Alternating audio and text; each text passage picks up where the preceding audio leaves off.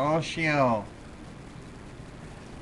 The way these connections go, it's hard to know what what these cameras going to do. But anyway, again, we're here to talk about a little bit more advice and suggestions and missions, and working for Christ and out in the fields, and and we know that bad things will be coming ahead, and here even in this country. Look at this country, will end up being a third world country, and things. But see, it doesn't matter whether you're here or in another country. What I'm telling you is just basic practicality, and I hope will help you if you'll remember. Okay, before you remember, I talk about different Bibles. Get this right. Little small size Bibles, little compact Bibles, pocket size, are good to carry. And now, but you also heard me talk about some handbooks, good advice, or handbooks for under conditions of persecutions and things like that. And you heard me mention about the Voice of the Martyrs being able to get a free book. Well, this is the book right here. Let me get this right. It's by Richard Warmbrand. That's the title.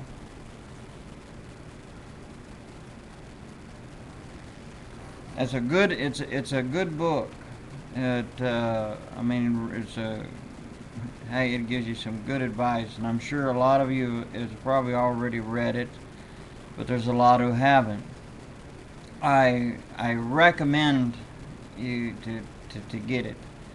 You can get it through the Voice of the Martyrs. I think it's they have it like under persecutions.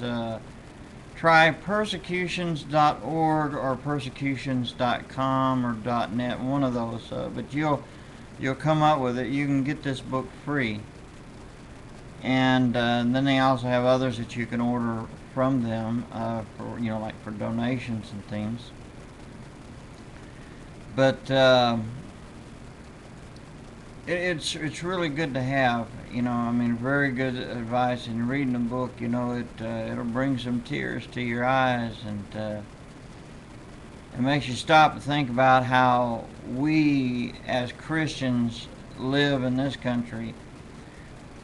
And the thing is, we start to fall into the old Satanist rules that they have in their Bibles and stuff. Do what you will.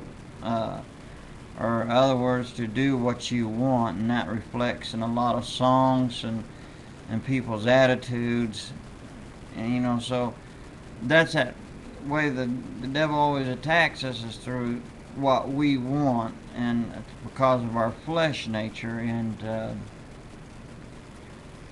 we see that prevailing around us. And the sad thing is, it is the church has absorbed it, and it's just sad. It's always I want.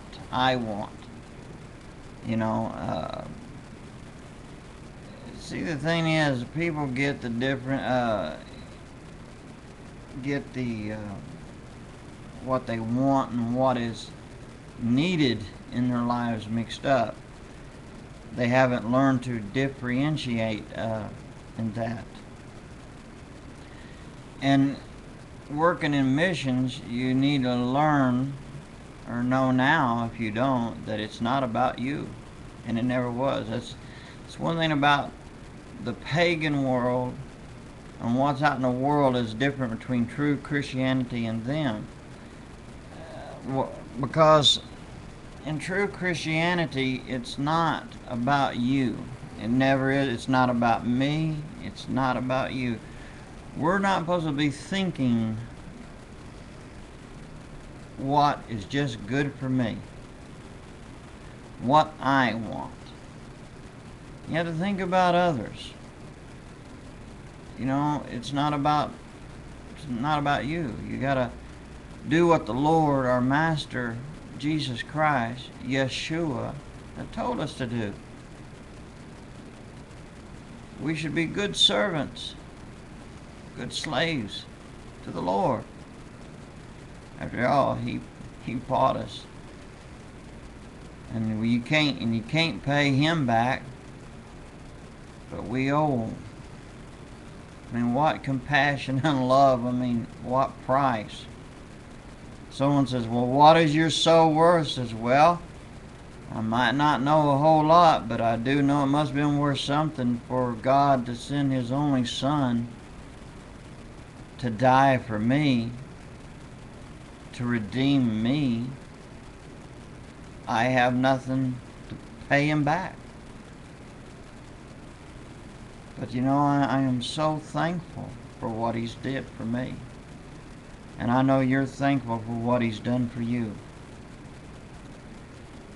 Don't get caught up in the me world, and don't get caught up in what you find is pleasurable to you. That is things of the world, and that's not what you should be concerned about. You should be what pleases God, not what pleases you. I should not ever try to please me. But if you ever catch yourself in that position, and you catch it, you know, nip it in the bud before it starts blooming out, because you don't want that in your life. I don't want it. We should think about one another and care for one another. Think about what is good for my brother or sister in Christ, that I can build them up and encourage them and not tear them down. And it is your duty to stand for the truth. You know, if your brother sins against you, Jesus even said, you go and you rebuke them. You tell them. But you have to do it with a good spirit.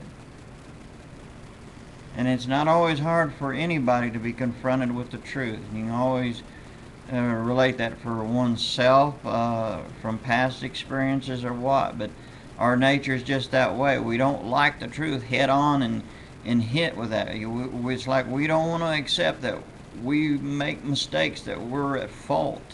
But the truth is the truth. And if we love one another, and we're true in heart, in our mind, should I say, our thoughts, are we true and honest with ourselves and God, should I say?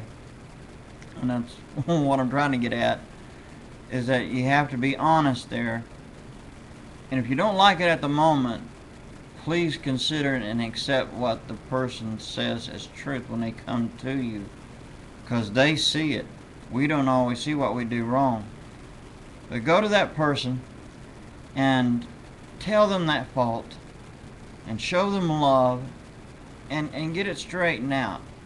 You know, and when someone comes to us see our faults, same thing, show them love, and you know, hear it and pray, to ask, you know, to pray with you.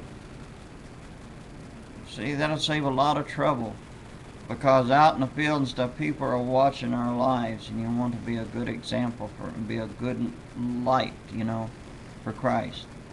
So I want to say God bless you all. That was my little bit of advice and sharing. Didn't seem like much, but God bless you. Shalom, and have a good night and a good day, whichever part of the world you're in.